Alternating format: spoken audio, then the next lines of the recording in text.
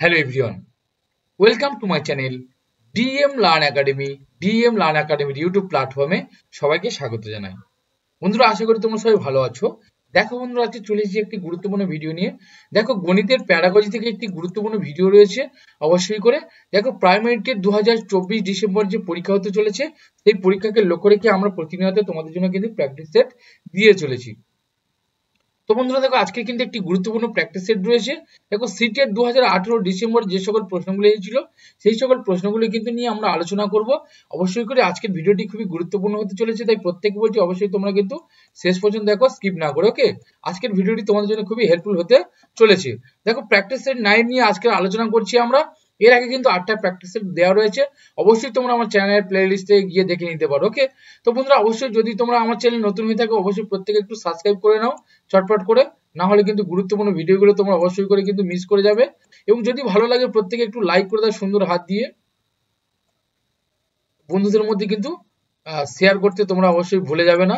আর কোথাও কোনো সমস্যা থাকলে কমেন্ট করে একটু জানিয়ে দিও। ওকে, তো বন্ধুরা তোমরা যারা সমস্ত ভিডিওর পিডিএফ গুলো পাওয়ার জন্য তোমরা পিডিএফ গুলো পেয়ে যেতে পারো। দেখো, টেলিগ্রাম গ্রুপে যুক্ত হয়ে যাও।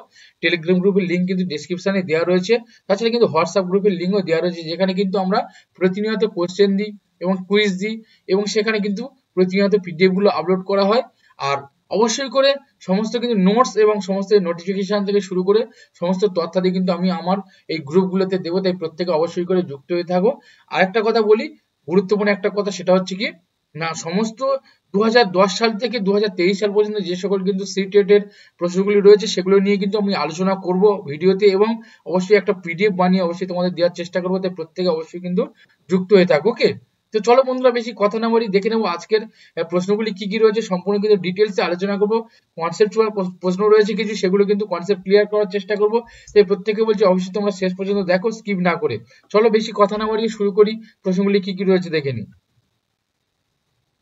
দেখো, প্রথম প্রশ্নটা কি বলেছে, হরিশ 18টা 40-এ তার যাত্রা শুরু করে, 22টা 20-এ শেষ হয়, যাত্রা শেষ করতে সময় লাগে। দেখো, যাত্রা শেষ করতে কত সময় লেগেছে তার, 3 ঘন্টা 20 মিনিট, 3 ঘন্টা 40 মিনিট, 3 ঘন্টা 80 মিনিট, 4 ঘন্টা 40 মিনিট। দেখো, আমরা যদি একটু মুখে মুখে হিসেব করি, প্রথমে দেখো 18টা 40, এবং তাহলে 19টা হতে কত বাকি আমাদের, দেখো 20 মিনিট বাকি। তাহলে এখানে আমরা যদি 19টা ধরে নিই, আর এখানে 22 পর্যন্ত যদি ধরে নিই, দেখো 19, 20, 21, 22, 3 ঘন্টা। তাহলে এদিকে আমার দেখো 20 মিনিট ছিল, আর এদিকে দেখো 22টা 20 বলছে, অর্থাৎ 40 মিনিট, অর্থাৎ কত সময় লাগছে, 3 ঘন্টা 40 মিনিট। এবার দেখো, আমরা যদি এটা একটু অঙ্ক কষে করি, দেখো তাহলে কি করব, আমরা বড়টা থেকে সবসময় ছোটটা বিয়োগ করলে কিন্তু আমরা যাত্রাটা কত সময় হয়েছে সেটা কিন্তু আমরা পেয়ে যাব। এবার দেখো, বড়টা কত হচ্ছে, 22টা 20, আর একটা কি হচ্ছে, দেখো 18টা 40-এ শুরু হয়েছিল, তাহলে 18টা 40-এ যদি শুরু হয়, 18টা 40। এবার দেখো, আমরা এটাকে বিয়োগ করব, তাহলে 0। এবার দেখো, এখানে দেখো 4-এর থেকে কিন্তু 2 ছোট আছে। ওকে, তাহলে আমরা কি করব, এখান থেকে যখন এখানে উপরে 2 ছোট হবে, এইখানে কিন্তু একটা টুইস্ট বন্ধুরা। তোমরা দেখো, যখন এরকম সময়ের যোগ বিয়োগ করতে যাবে, তোমরা যখন ডান দিকেটা ছোট থাকবে, তোমরা তখন কি করবে, এরপরেরটা থেকে কিন্তু একটা নিয়ে তোমরা অবশ্যই করে বিয়োগ করবে। তাহলে এটা হয়ে গেল 21, আর এখানে কি 60 মিনিট আমরা যোগ করে দেবো। 1 ঘন্টা সমান কি হচ্ছে, 60 মিনিট। তাহলে 60 মিনিট যদি আমরা এটা যোগ করে দিই, দেখো কত হচ্ছে, অবশ্যই করে যোগ করো, করলে হয়ে গেল কি 80। এবার দেখো, 80 থেকে যদি আমরা 40 বাদ দিই, তাহলে কত থাকে, 40। ওকে, এবার দেখো, এখান থেকে যদি আমরা 18 3-এ 21, তাহলে 3 ঘন্টা কত হলো, 40 মিনিট। দেখো, আমরা মুখে মুখে হিসেব করেছিলাম 3 ঘন্টা 40 মিনিট। তাহলে দেখো, সঠিক উত্তর হয়ে গেল 2-এরটা 3 ঘন্টা 40 মিনিট। ওকে, চলো নেক্সট।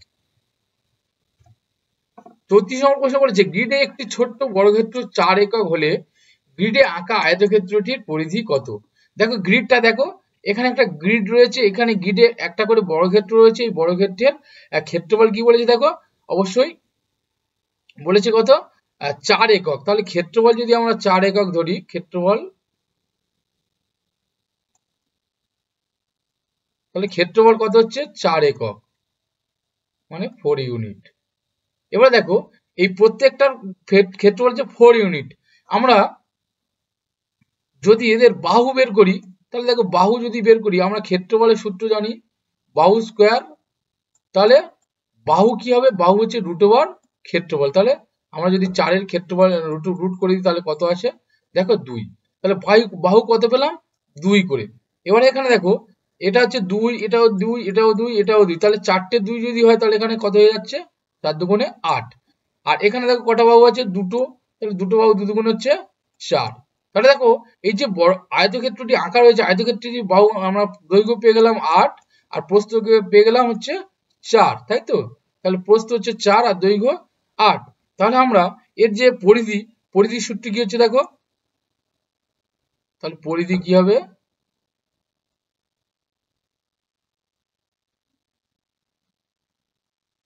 পরিধি কি হবে দেখো, 2 ইন্টু দৈর্ঘ্য প্লাস প্রস্থ। তাহলে দৈর্ঘ্য কত হচ্ছে আমার 8 আর প্রস্থ কত হচ্ছে দেখো 4। তাহলে কত হচ্ছে দেখো 2 গুণ 12 আর 4 12 সমান দেখো 24। তাহলে কত হয়ে গেল দেখো 24 ইউনিট। তাহলে সঠিক উত্তর কত হলো দেখো 24 ইউনিট। দেখো এখানে, তাহলে এখানে 24 ইউনিট রয়েছে দেখো, 4 অপশনে, 4 নম্বর অপশনে রয়েছে 24 ইউনিট। তাহলে সঠিক উত্তর হয়ে গেল 24 ইউনিট। চলো নেক্সট দেখো 35 নম্বর প্রশ্ন কি বলেছে, একটি শিশু 5টি বিষয়ে প্রতিটিতে 75 নম্বর পেয়েছে, শিশুর দ্বারা প্রাপ্ত মধ্যম চিহ্ন। দেখো মধ্যম চিহ্নটি কত, দেখো 5টা বিষয় প্রতিটিতে 75 নম্বর। তাহলে আমরা যদি প্রত্যেকটা লিখি, দেখো একটা 75, এইটা 75, 5টা 75 যদি আমরা লিখি, দেখো সব থেকে কিন্তু এটা সোজা প্রশ্ন রয়েছে অবশ্যই করে। দেখো যখন সবকটা 75 নম্বর পেয়েছে তার মধ্যম চিহ্ন অবশ্যই করে 75 হবে। দেখো এখানে মধ্যম চিহ্ন দুটো এদিকে রয়েছে, দুটো এদিকে রয়েছে, এখানে মধ্যম চিহ্ন দেখো তো 75। তাহলে সবকটা যখন 75 পেয়েছে তখন সেটা কিন্তু অবশ্যই 75 মধ্যম চিহ্নটাও হয়ে যাবে। এটা সবসময় তোমাদেরকে মাথায় রাখতে হবে। ওকে, তাহলে সঠিক উত্তর হয়ে গেল 2 এরটা। চলো নেক্সট বলেছি, নিচের কোনটি দিয়ে ভাঁজ করা যায় যা প্রদত্ত কঠিন গঠন। এবার দেখো এই যে একটা কঠিন গঠন রয়েছে এখানে, দেখো একটা 3D চিত্র এখানে দেওয়া রয়েছে। এবার এই চিত্রটির ভাঁজ করলে দেখো এখানে কোন চিত্রটি আসবে সেটা আমাদেরকে একটু খুঁজে বের করতে হবে। এবার দেখো এই যে চিত্রটি রয়েছে, এই চিত্রটা যদি আমরা এই মাথাটাকে একটু যদি ভাঁজ করে দিই, দেখো এখান থেকে যদি ভাঁজ করি মাথাটা, তাহলে কেমন হবে, এই মাথাটা এরকম ভাবে কিন্তু চলে আসবে। এবার দেখো এইখানে যখন 3D হবে তখন একটা চলে এলো, তখন আরেকটা কিন্তু এখানে থেকে যায়। তাহলে এইরকম চিত্রটা যদি আমরা একটু উল্টে দিই, দেখো যদি আমরা চিত্রটাকে উল্টে দিই কেমন হবে, দেখো চিত্রটাকে উল্টে যদি আমরা দিই তাহলে অবশ্যই করে কেমন হয়ে যাবে, দেখো এখান থেকে এই গেল এই। এবারে এইটা দেখো কোথায় আছে, দেখো এইটা কিন্তু এখানে রয়েছে অবশ্যই করে। তাহলে আমাদের সঠিক উত্তরটি হয়ে যাবে কি, সঠিক উত্তরটি হয়ে গেল 3এরটা। ওকে, তাহলে 3এরটা হচ্ছে কি, প্রদত্ত কিন্তু ভাঁজ করা একটা চিত্র। ঠিক আছে, চলো নেক্সট 37 নম্বর প্রশ্ন কি বলছে দেখো, নিচের পাই চার্টে লাল অংশ 40 হলে সাদা অংশ কত হবে। দেখো নিচের পাই চার্ট রয়েছে একটা, দেখো হলুদ 1/4, নীল 5/8, সাদা 1/8 আর লাল হচ্ছে হাফ। এবারে বলেছে এই লাল হচ্ছে কত, দেখো 40, সাদা অংশ কত হচ্ছে দেখো 20, 5, 10 না 12। এবারে আমরা পাই চার্টের অঙ্কটা একটু করে নেব। দেখো আমরা মনে করছি যে পাই চার্টের সম্পূর্ণ হোল পাই চার্টটা কত, টোটাল হচ্ছে পাই চার্টটা হচ্ছে, টোটাল পাই চার্টটা হচ্ছে x। ওকে, তাহলে টোটাল হচ্ছে x। তাহলে হাফ সমান কত, তাহলে হাফ মানে কি যে x এর অর্ধেক, তাহলে x গুণ 1/2 সমান কি হচ্ছে x এর 2। এবার দেখো x এর 2 সমান কত বলেছে 40, তাহলে এটা সমান যদি 40 হয় তাহলে x সমান কত হবে, x সমান কি হচ্ছে, দেখো নিচেরটা যদি আমি উপরে দিই তাহলে গুণ হয়ে যাবে, তাহলে 40 গুণ 2 সমান 80, কত হয়ে গেল 80। ওকে, এবারে তাহলে x সমান 80, এবারে একের আট অংশ, এক্স এর একের আট অংশ, তাহলে এক্স এর একের আট অংশ মানে হচ্ছে এর মানে গুণ এক্স এর একের আট, তাহলে এক্স সমান কত হচ্ছে 80, এক্স সমান 80 আর এর গুণ একের আট, একের আট, তাহলে এটা কাটাকাটি করো, তাহলে 8 10 কে 80। তাহলে সাদা অংশ কি হচ্ছে হোয়াইট, হোয়াইট সমান কি হচ্ছে দেখো 10, তাহলে কত হয়ে গেল হোয়াইট সমান 10। তার সঠিক উত্তর কত গেল দেখো 3-এরটা। ওকে, তাহলে কত পেলাম হোয়াইট সমান 10। চলো নেক্সট। আশা করছি বন্ধুরা তোমরা বুঝতে পারছো, প্রত্যেকটা প্রশ্ন কিন্তু আমি ডিটেলসে এখানে আলোচনা করছি এবং প্রত্যেকটা প্রশ্ন কিন্তু প্র্যাকটিক্যালি করে দেখিয়ে দিচ্ছি তোমাদেরকে। এবার দেখো 38 নম্বর প্রশ্ন কি বলেছে, নিম্নলিখিত কঠিন আকৃতির লক্ষ্য করো। দেখো কঠিন আকৃতিটা লক্ষ্য করতে বলেছে, বলেছে নিচের কোনটি প্রদত্ত কঠিন পদার্থের উপরের দৃশ্য, কঠিন পদার্থের উপরের দৃশ্য কোনটি। দেখো নিচের কোনটি প্রদত্ত কঠিন পদার্থের উপরের দৃশ্য। এবারে নিম্নলিখিত কঠিন আকৃতির লক্ষ্যটা, এটাকে আমরা যদি লক্ষ্য করি, দেখো এবারে এটার উপর কোনটা আমাদেরকে বসে আছে দেখতে হবে, অর্থাৎ কোনটার উপরে বসে রয়েছে।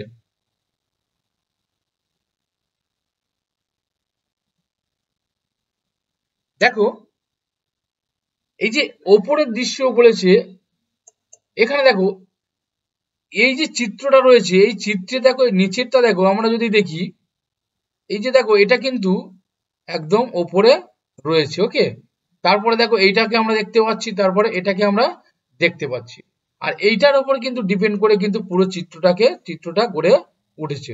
তাহলে এখানে ওপরের দৃশ্য কোনটি হবে, অবশ্যই করে দেখো ওপরের দৃশ্য কিন্তু হবে এই যে রয়েছে চারটে বক্স, সেটাই হচ্ছে কি ওপরের দৃশ্য এখানে। তাহলে সঠিক উত্তরটি হয়ে গেল 2-এরটা।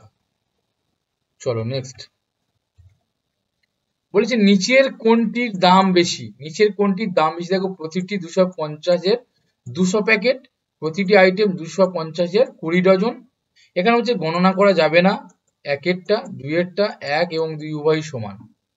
এবারে দেখো কোনটি দাম বেশি, তাহলে আমরা প্রথমটা দেখে নিই। যদি একেরটা আমরা যদি দেখি, দেখো 250-এর 200 প্যাকেট, তাহলে 250-এর 200 প্যাকেট মানে কি হচ্ছে 250, আমরা 250-এর 200 প্যাকেট আমরা গুণ করব। দেখো তাহলে 25 দুগুণে 50,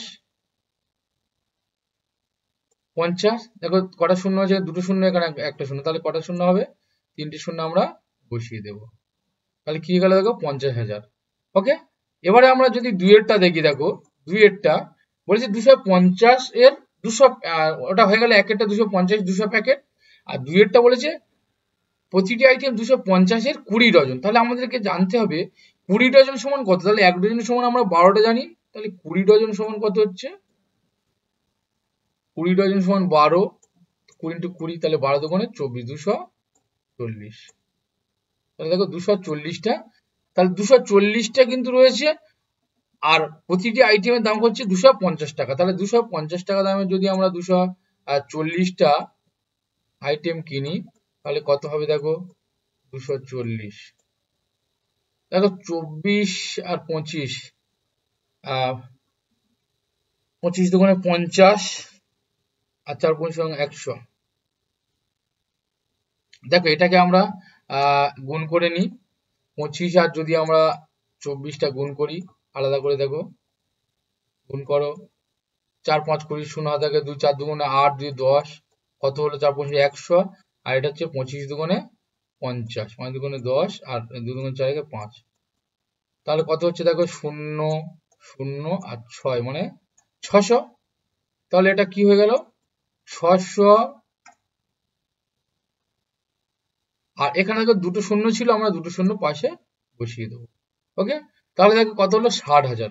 তাহলে এটা হচ্ছে 50,000, এটা হচ্ছে 60,000, তাহলে কোনটা বেশি, দেখো দুইয়েরটা কিন্তু অবশ্যই করে বেশি হয়ে গেল। তাহলে এখানে সঠিক উত্তরটি হবে কি 3-এর দাগে। ওকে, দুইয়েরটা। চলো নেক্সট।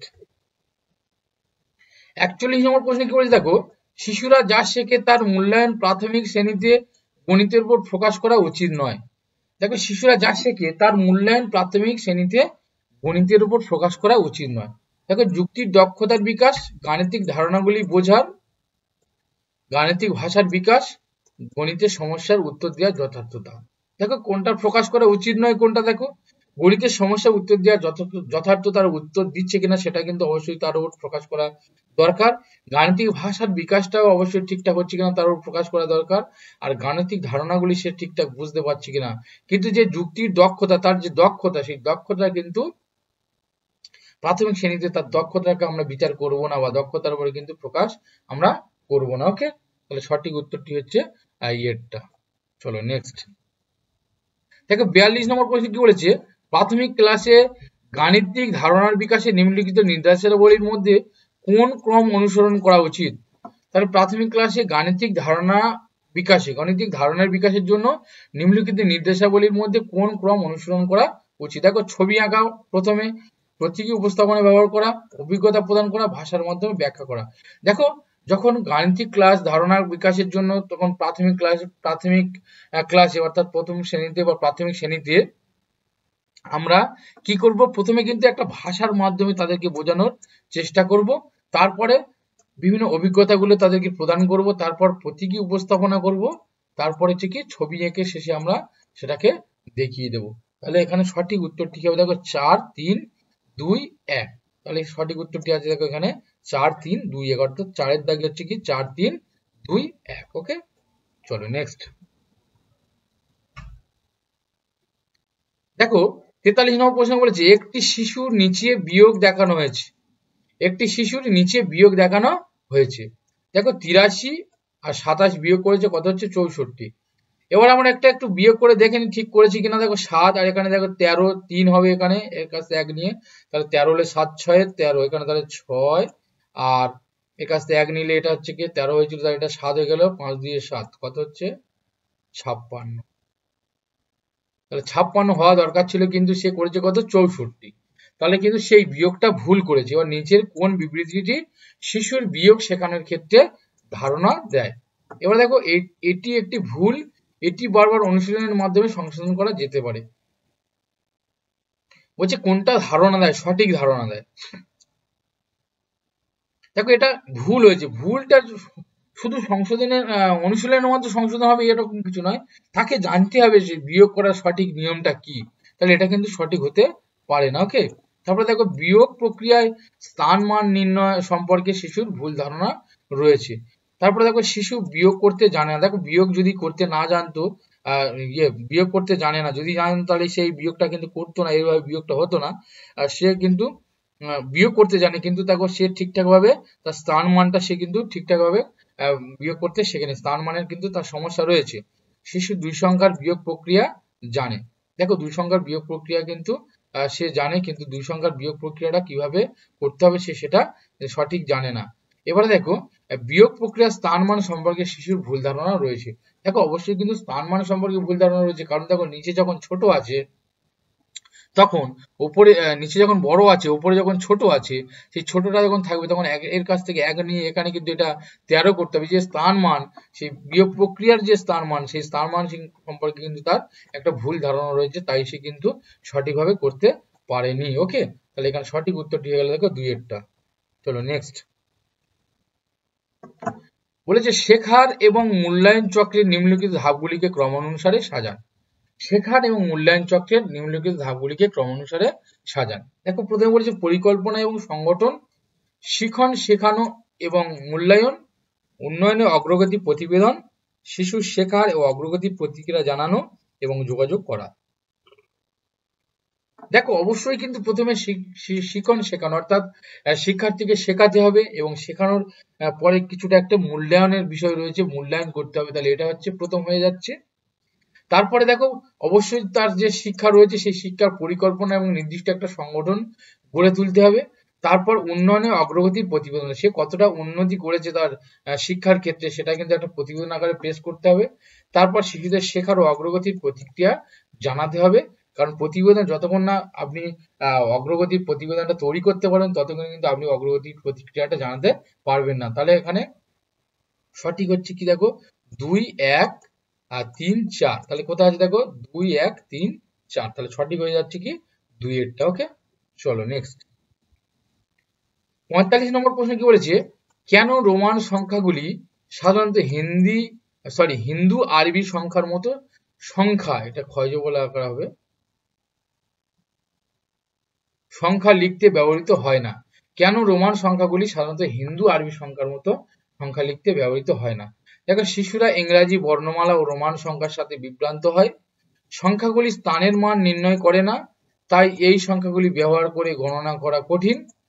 রোমান সংখ্যাগুলি মনে রাখা কঠিন। রোমান সংখ্যাগুলি ব্যবহার করে সংখ্যা গঠন করা একটি জটিল কাজ। দেখো, শিশুরা ইংরাজি বর্ণমালা ও রোমান সংখ্যার সাথে বিভ্রান্ত হয়। দেখো, ইংরাজি বর্ণমালা আর রোমান সংখ্যার সাথে শিশুরা খুব বেশি বিভ্রান্ত হয় না। যদি খুব বেশি বিভ্রান্ত হতো তাহলে কিন্তু তারা গণিতের ক্ষেত্রে বিভিন্ন দাগ নম্বর যেগুলো রোমান হরফে থাকে সেগুলো তারা চিনতে বা বুঝতে কিন্তু অসুবিধা হতো। তারা কিন্তু সহজে সেগুলো চিনতে বা বুঝতে পারে। ঠিক আছে, তাহলে এটা কিন্তু সঠিক উত্তর হতে পারে না। ওকে, তারপরে দেখো, সংখ্যাগুলি স্থান মানে নিয়োগ করে না, তাই সংখ্যাগুলি ব্যবহার করে গণনা করা কঠিন। অবশ্যই দেখো, এই যে রোমান সংখ্যা রয়েছে, রোমান সংখ্যাগুলো রয়েছে, যেমন আমরা 10 বা আমরা যদি 11 ধরি, আমরা যদি 14 ধরি, ঠিক আছে, 14, এইভাবে যদি আমরা সংখ্যাগুলি ধরি, ঠিক আছে, এই সংখ্যাগুলি কি হয়, এই সংখ্যাগুলো কিন্তু এর নির্দিষ্ট কোনো স্থান মান সঠিকভাবে আমরা নিয়োগ করতে পারি না। ওকে, তাই কিন্তু এই সংখ্যাগুলি অবশ্যই কিন্তু ব্যবহার ক্ষেত্রে খুবই কঠিন হয়ে দাঁড়ায়। তাহলে সঠিক উত্তরটি হয়ে যাবে কি 2-এরটা। ওকে, দেখো, স্থান মানের কিন্তু নিয়োগ করে না, তাই এই সংখ্যাগুলি ব্যবহার করে গণনা করা কঠিন হয়, ব্যবহার করে গণনাগুলি করা কঠিন হয়। তাহলে সঠিক উত্তরটি হয়ে গেল 2-এরটা। চলো নেক্সট। 46 নম্বর প্রশ্নে কি বলেছে দেখো, একজন শিক্ষক তার মধ্যে শিশুদের উৎসাহিত করেন তাদের চারপাশের ভৌত বৈশিষ্ট্য তাদের নিজস্ব ভাষায় ব্যাখ্যা করার জন্য ক্লাস। দেখো, অর্থাৎ একজন শিক্ষক তিনি তার চারপাশের বস্তুর যে ভৌত বৈশিষ্ট্য রয়েছে সেগুলি তার নিজস্ব ভাষায় ব্যাখ্যা করে ক্লাসে কিন্তু তাদের শিশুদেরকে উৎসাহিত করে। ওকে, এবারে এই উৎসাহিত করার মধ্যে দিয়ে শিক্ষকের তার ছাত্রদের সাথে এমন কার্যকলাপ করার যে উপযুক্ত উদ্দেশ্যটা কি সেটা দেখো। বলেছে এটি একটি দরকারি কার্যকলাপ শিশুকে আকারের সাথে পরিচয় করিয়ে দেয়। এটি একটি খুবই আকর্ষণীয় কার্যকলাপ যা আকারের সাথে ধারণাটি পুনর্বিবেচনার জন্য বিনামূল্যে সময় সঞ্চালিত হয়। দেখো, পুনর্বিবেচনা বলেছি, এখানে পুনর্বিবেচনাটা কিন্তু এখানে হতে পারে না। ঠিক আছে, কারণ কোনো কিছু বলার শেখার পর তারপরে তো তারা পুনর্বিবেচনা করবে, কিন্তু এটা তো কোনোভাবে হবে না।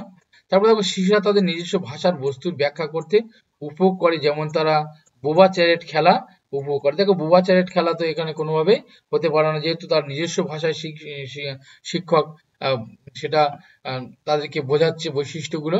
আর তারপরে দেখো, এটি শিশুদের একটি বস্তুর শারীরিক বৈশিষ্ট্য অনানুষ্ঠানিকভাবে পর্যবেক্ষণ করে যা আকার সম্পর্কে ধারণা বোঝার গভীরতর করে।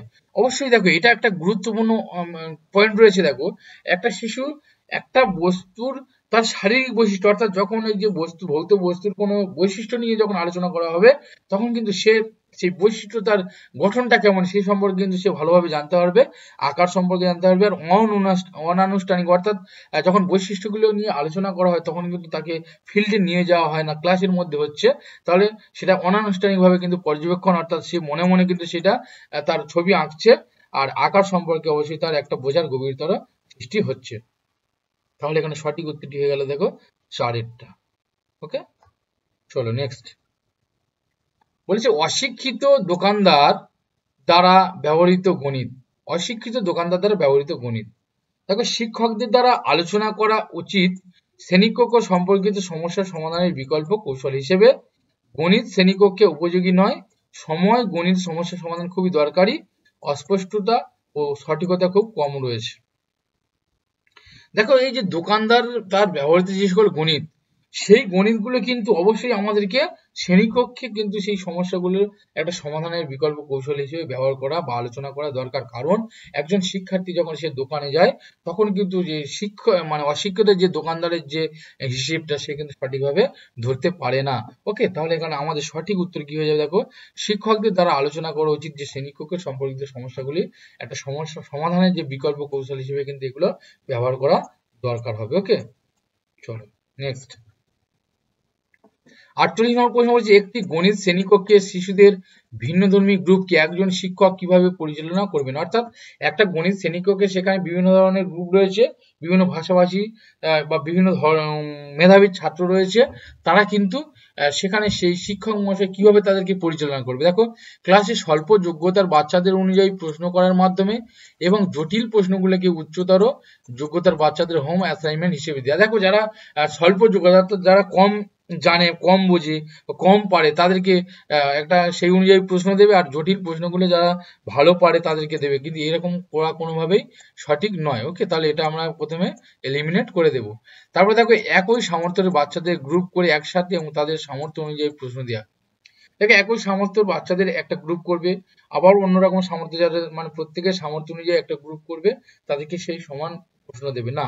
এরকম ভাবে কিন্তু একই সামর্থ্যকে বেছে নিয়ে প্রশ্ন দিলে কিন্তু একে অপরের মধ্যে কিন্তু যে মেধা রয়েছে সেই মেধাটাকে বিকশিত হবে না বা ছড়াবে না। তাহলে এটা করা যাবে না। একই শ্রেণীকক্ষে সকল শিশুকে একত্রিত করে, একই শ্রেণীকক্ষে সকল শিশুকে একত্রিত করে অবশ্যই কিন্তু সেটা শিক্ষা সেইভাবে পরিচালনা করতে হবে। এটা একটু ঠিক হতে পারে, কিন্তু বিভিন্ন ক্ষমতা সম্পর্কে শিশুদের একত্রিত করে যাতে তারা একে অপরের কাছ থেকে শিখতে পারে। এইটা দেখো সব থেকে অ্যাপ্রোপ্রিয়েট অ্যান্সার হতে পারে। কারণ দেখো, বিভিন্ন ক্ষমতা সম্পন্ন শিশুরা যারা রয়েছে তাদের কিন্তু একসাথে একত্রিত করে শিক্ষা দিতে হবে এবং তারা একে অপরের কাছ থেকে যাতে শিখতে পারে সেই ব্যবস্থাটাও কিন্তু তাদেরকে দেখতে হবে। তাহলে সঠিক উত্তরটি হয়ে গেল 4-এরটা। চলো নেক্সট।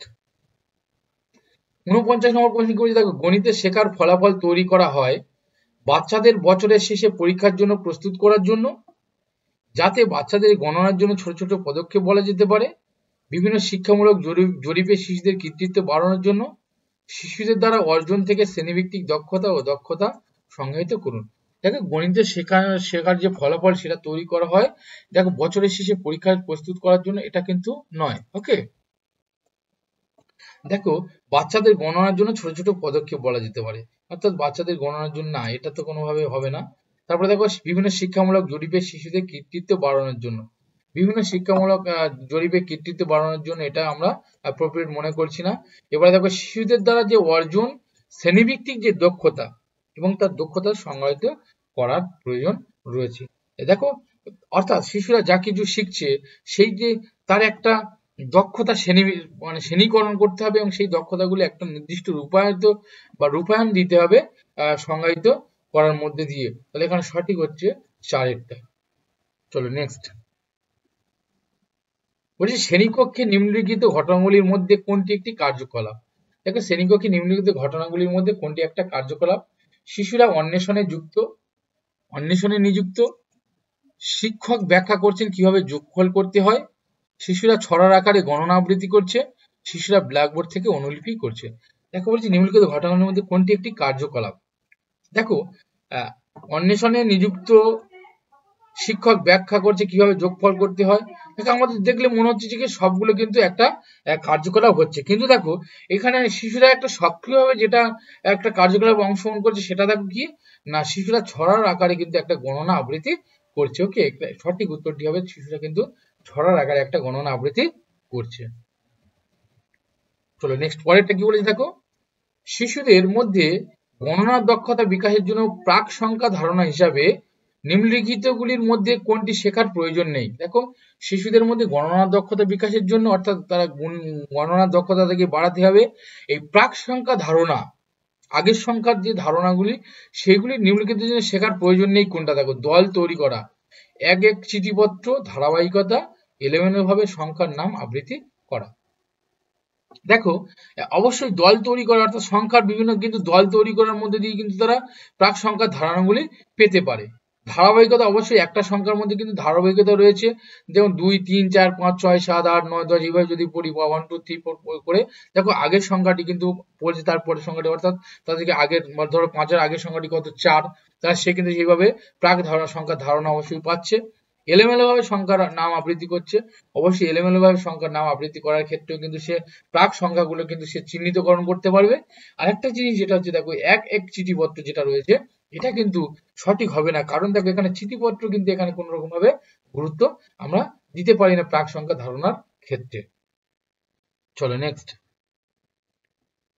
52 নম্বর প্রশ্নে কি বলেছে দেখো, একটি শিশুকে জিজ্ঞাসা করা ক্ষেত্র কি, সে উত্তর দেয় দৈর্ঘ্য গুণ প্রস্থ। আপনি কি করেন এলাকার ধারণা সম্পর্কে শিশুর বোঝার বিষয়। দেখো বলেছে এই যে শিশুর এলাকা কি মনে করেন, আপনি কি মনে করেন এলাকার ধারণা সম্পর্কে শিশুর বোঝার বিষয়। ওকে, এবারে দেখো তাহলে শিশুকে জিজ্ঞাসা করছে ক্ষেত্র কি, সে উত্তর দিয়েছে দৈর্ঘ্য গুণ প্রস্থ, অর্থাৎ সে কিন্তু আয়তক্ষেত্রের ক্ষেত্রফলটা বলেছে এখানে। এবারে যে শিশুটি ক্ষেত্রফল ও পরিধির ধারণার মধ্যে বিভ্রান্ত। দেখো সে যদি ক্ষেত্রফলের ধারণা বিভ্রান্ত থাকতো তাহলে কিন্তু দৈর্ঘ্য গুণ প্রস্থ সে বলতো না। ওকে, তারপর দেখো শিশুর ক্ষেত্রফল ধারণা সম্পর্কে কোনো ধারণা নেই। দেখো ক্ষেত্রফলের ধারণা সম্পর্কে বিভিন্ন ধারণা থাকতো, সে কিন্তু ক্ষেত্রফলের সূত্রটা এখানে সে বলতে পারতো না। তারপর দেখো তিনি দেখে শিশুটি আয়তক্ষেত্রের ক্ষেত্রফলকে যে কোনো বদ্ধ আকারে ক্ষেত্রফলের সাধারণ ধারণা হিসেবে ব্যবহার করেছে। দেখো এটা সব থেকে গুরুত্বপূর্ণ যেটা রয়েছে, দেখো তাকে ক্ষেত্র জিজ্ঞাসা করা হয়েছে, সে ক্ষেত্রফল বলেছে, অর্থাৎ সে কিন্তু বদ্ধ আকারের যে কোনো একটা বস্তুর ক্ষেত্রফলের কিন্তু একটা সাধারণ ধারণা হিসেবে ধরে নিয়েছে। এইটা হচ্ছে সব থেকে সঠিক উত্তর। তাহলে তিনেরটা হচ্ছে সঠিক উত্তর হয়ে যাবে। দেখো কারণ সে যখন তাকে ক্ষেত্র কি বলা হয়েছে, সে ক্ষেত্রফল বলেছে, অর্থাৎ সে কিন্তু সে ধরে নিয়েছে যে ক্ষেত্র মানে ক্ষেত্রফল, অর্থাৎ আর ক্ষেত্রফল হচ্ছে কি সমস্ত বদ্ধ আকারের ক্ষেত্রফল একই হয়, সেটা সে বলতেছে, বোঝাতে কিন্তু চেয়েছে, অর্থাৎ ক্ষেত্রফল এবং ক্ষেত্র সে একই করে গুলিয়ে ফেলেছে এখানে। আর শিশুটি সঠিক বলে যে ক্ষেত্রফল দৈর্ঘ্য গুণ প্রস্থ, এটা কিন্তু অবশ্যই করে সে ঠিকই বলেছে যে ক্ষেত্রফল দৈর্ঘ্য গুণ প্রস্থ। চলো নেক্সট। এবার দেখো নিম্নলিখিত বিবৃতিগুলির মধ্যে কোনটি গণিত শেখার ক্ষেত্রে সত্য। দেখো গণিত শেখার ক্ষেত্রে কোনটি সত্য। গণিত শুধুমাত্র কঠোর অনুশীলনের মাধ্যমে শেখা যায়। দেখো গণিত শুধুমাত্র কিন্তু কঠোর অনুশীলনের মধ্যে শেখা যায় না, কারণ গণিতের অনেক রকম সূত্রাবলী রয়েছে, গণিতের অনেক রকম রুলস রয়েছে, সেগুলো কি ভালোভাবে রপ্ত করতে হবে, তারপরে কিন্তু অনুশীলনের মাধ্যমে শেখা যায়। তাহলে এটাকে আমরা প্রথমে এলিমিনেট করে দেবো। তাহলে গণিত শেখার জন্য একটি কঠিন বিষয়, গণিত কখনো কিন্তু কঠিন বিষয় নয়। এটা আমরা যদি মনে করি কঠিন তাহলে সেটা কঠিন হয়।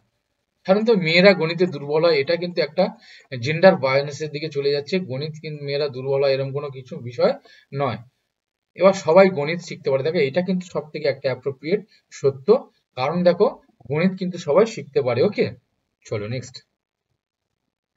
54 নম্বর প্রশ্ন কি বলছে, দেখো পিথাগোরাসের উপপাদ্য শেখানোর জন্য একজন শিক্ষক তার একটি বিতরণ করছে।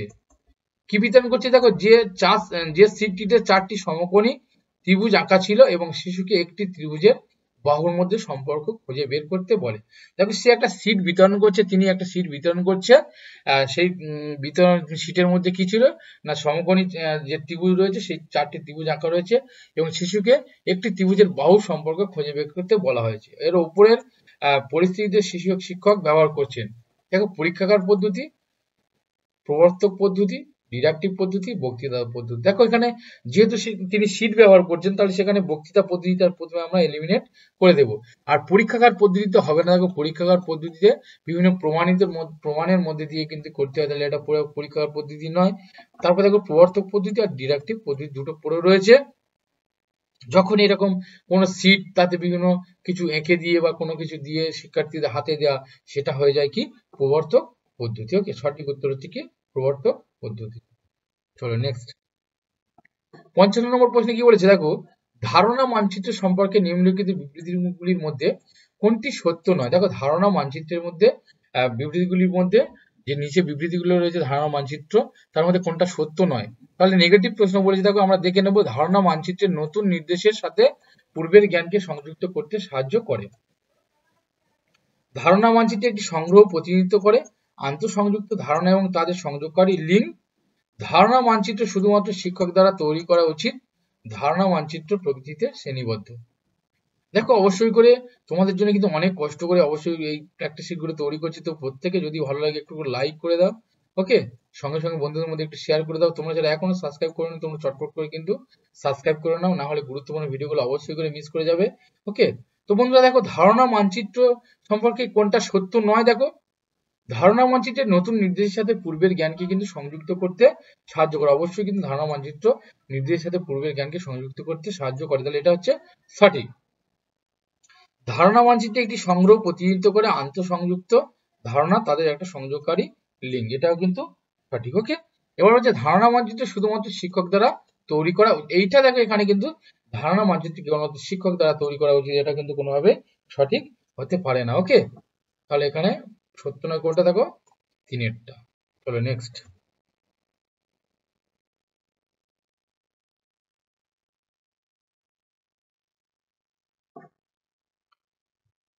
দেখো 57 নম্বর প্রশ্ন কি বলেছে, প্রদত্ত আকারের জন্য নিম্নলিখিত বিবৃতিগুলির মধ্যে কোনটি সঠিক নয়। দেখো প্রদত্ত আকারের জন্য নিম্নলিখিত বিবৃতিগুলির মধ্যে কোনটি সঠিক নয়। দেখো এবারে আকারগুলো আমরা একটু দেখে নিই। দেখো দেখো এখানে একটা রয়েছে রম্বস, আবার বর্গক্ষেত্র, এবার এখানে একটা রয়েছে আয়তক্ষেত্র, এটাও দেখো একটা রম্বসের চিত্র, ঠিক আছে। এবারে তাদের মধ্যে দুটি আয়তক্ষেত্র, তাদের মধ্যে দেখো দুটো অবশ্যই কিন্তু আয়তক্ষেত্র আমরা দেখতে পাচ্ছি। তারপরে দেখো সবগুলো সমান্তরাল, অবশ্যই দেখো প্রত্যেকটা কিন্তু এরা সমান্তরাল অবস্থায় রয়েছে, অর্থাৎ বিপরীত বাহুগুলো পরস্পর সমান সমান্তরাল রয়েছে, তাহলে তারা সমান্তরাল। তাদের মধ্যে একটি সমান্তরাল সমান্তরাল নয়, দেখো একটা সমান্তরাল নয় বলেছে। তাদের মধ্যে দুটি রম্বস, দেখো দুটি রম্বস আমরা দেখছি, এখানে সমান্তরাল নয় বলেছে, মানে এটা হচ্ছে এখানে সঠিক উত্তরটা সঠিক নয়, দেখো একটা সমান্তরাল নয়। ওকে, চলো নেক্সট। দেখো 58 নম্বর প্রশ্ন কি বলেছে, নিচের কোনটি 11,1111 সংখ্যাটিকে প্রতিনিধিত্ব করে। দেখো এখানে 11 রোমান হরফে 11 11 11 11 দেওয়া হয়েছে তিনটে, এখানে দেখো 11 11 11, এখানে 12 11 1, মানে 12,111, তারপরে দেখো এখানে 11,000, আবার এখানে 11,100, আবার এখানে 11। এবারে এই 11,1111 সংখ্যাটিকে প্রতিনিধিত্ব করে, প্রতিনিধিত্ব করে যখন বলবে তখন জানতে হবে আমাদের যে সংখ্যাটি অবশ্যই করে একটা সমষ্টি, এর মধ্যে সংখ্যাটির মধ্যে সমষ্টি রয়েছে। তাহলে আমরা কি করব, প্রথমে সংখ্যাগুলিকে সমষ্টি করে নেব, অর্থাৎ 11,1111কে আমরা প্রথমে যোগ করে নেব। তাহলে আমরা কি করব, দেখো প্রথমে যদি আমরা 11,000, চলো আমরা 11,000 লিখে নিই, তাহলে 11,000, আবার বলছে 11,000, তাহলে আমরা 11,000 লিখবো, দুটো শূন্য। তারপরে দেখো আমরা কি করব, 11, তাহলে 11। যখন প্রতিনিধিত্ব বলবে অবশ্যই করে আমাদের মনে রাখতে হবে যে সংখ্যাগুলির সমষ্টি রয়েছে কোনটার মধ্যে।